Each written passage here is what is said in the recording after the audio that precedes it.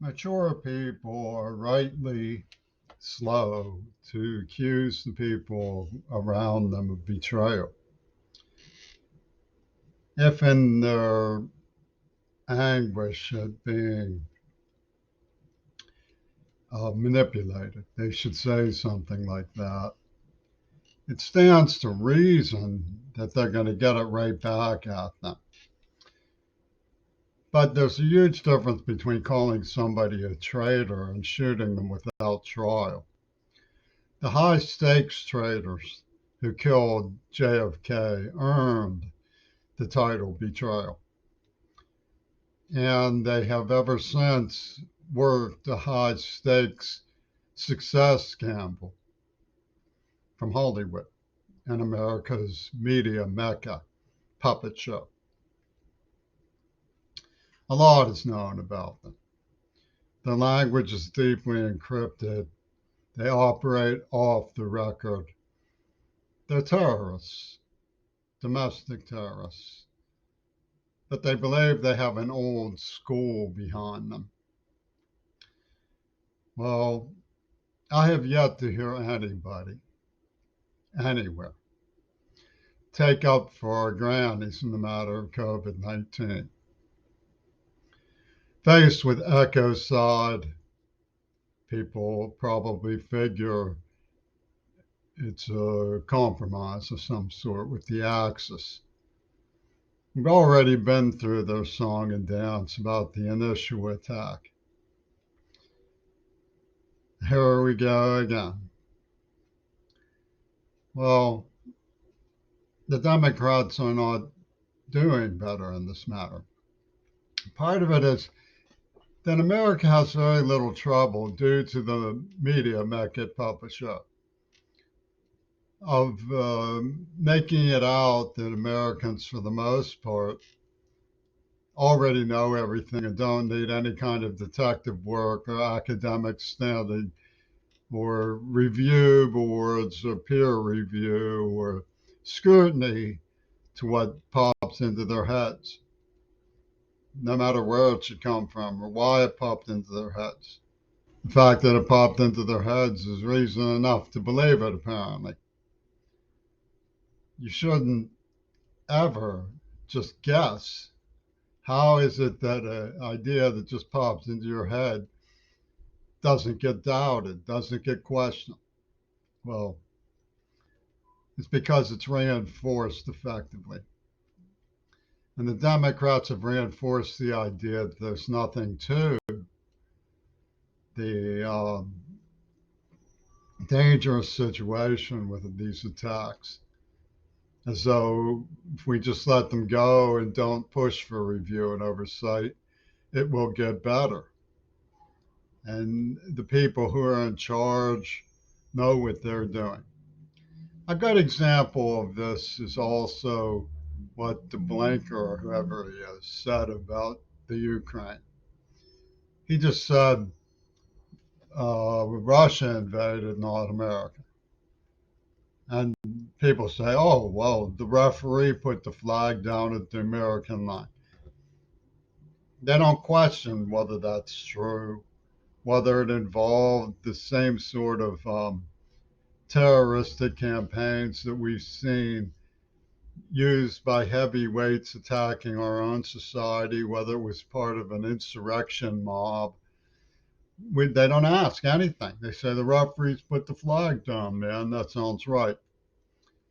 We're right and they're wrong. But the Ukraine is a highly historic area that Russia has suffered invasion from.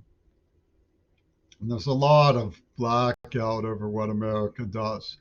Rivers of blood in Syria did not just happen, nor should they have.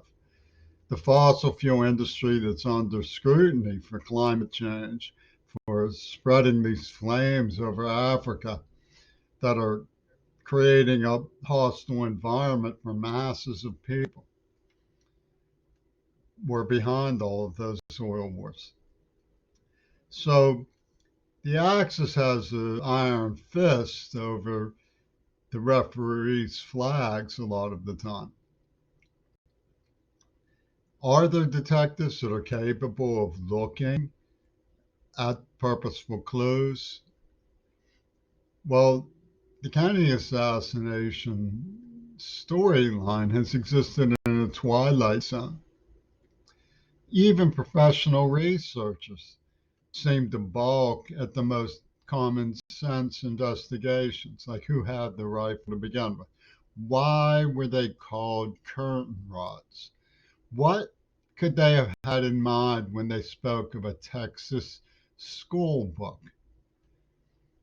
A lot of rods went back and forth behind the curtains at Jack Ruby's.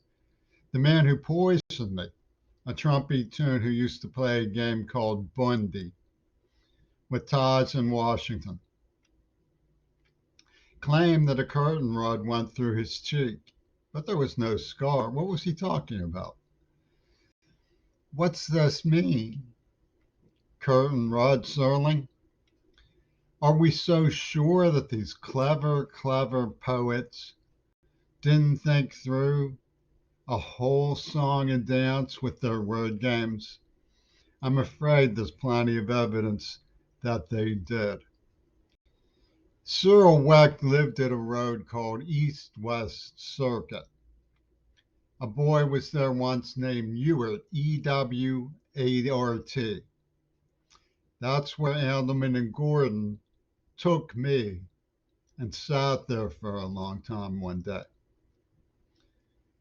Andelman took over Wells Fargo, just as John Schulman very nearly succeeded in taking over the University of Pittsburgh. And the very same way, Dr. Cyril Wecht, the author of Grave Secrets, has taken over Kennedy assassination research with his pal, Oliver Stone. Both of these men have called up anyone they want to over the years. They just pick up the phone, hello, Mr. Putin. They just pick up the phone, hello, Mr. Trump. That's what sort of professionals they are, and that's what sort of credibility they have. So the media mecca puppet show is made up of people who certainly know what they're doing. And the clues that are being ignored come from their minds. That's why they're so adept at telling people those clues aren't there. Don't look at those clues. So it's important to remember that when you find clues that lead into information, you shouldn't make the mistake of jumping to conclusions.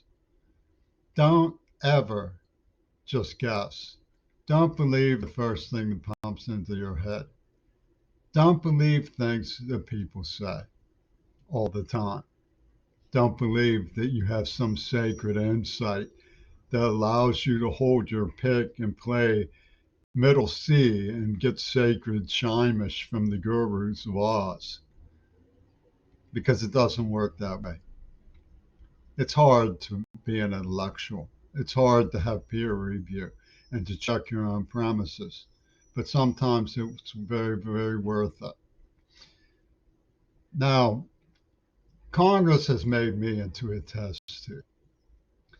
They've created a situation of such important schismatic proportions around me that they just ignore anything that is done to me and say, well, ha ha ha.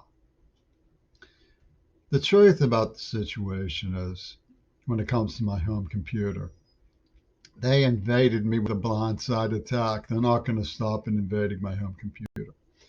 I am not the person who legislated access to pornography. It has nothing to do with me. I believe it should be more carefully controlled. That's my opinion.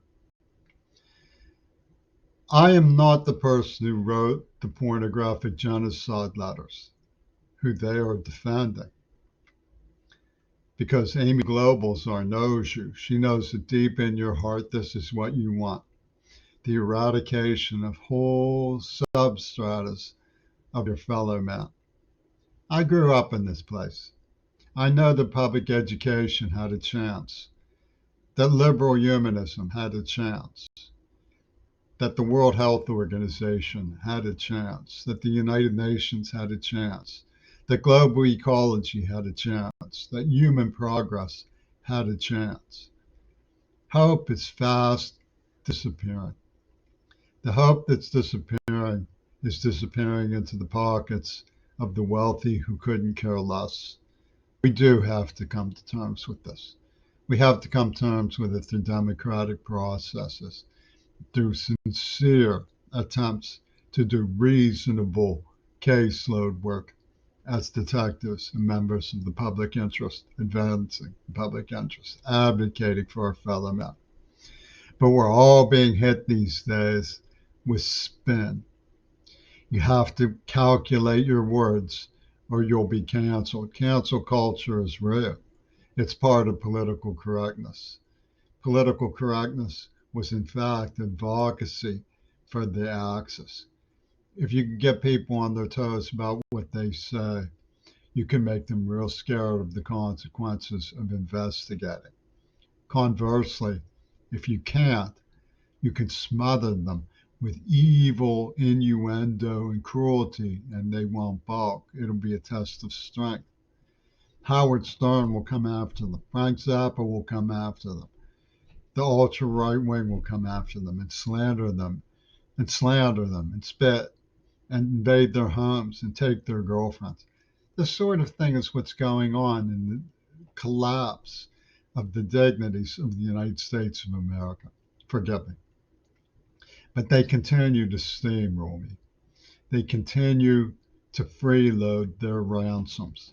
They continue to invade my privacy, justify child mutilation, and then put it through their spin calculator as a form of political correctness cancel culture if you question it. And they expect me to respect them in representation. You are good people. You are believable when you say where the referee flags go. The referee flags, you call those referee flags. You don't recognize a penalty flag. When somebody attacks a child blindside and then begins to give them orders or they will die, that is called domestic terror. There's no way to put the word friendship on that, the way that they have pretended there's a way to put the word friendship on that. There's no way to just send somebody they don't particularly want something and then collect from them for it when they have no even return address to send it back. This doesn't mean I don't occasionally like getting a decent gift. But if you're going to send me a gift so you can make me your boy, something's wrong that needs to be audited.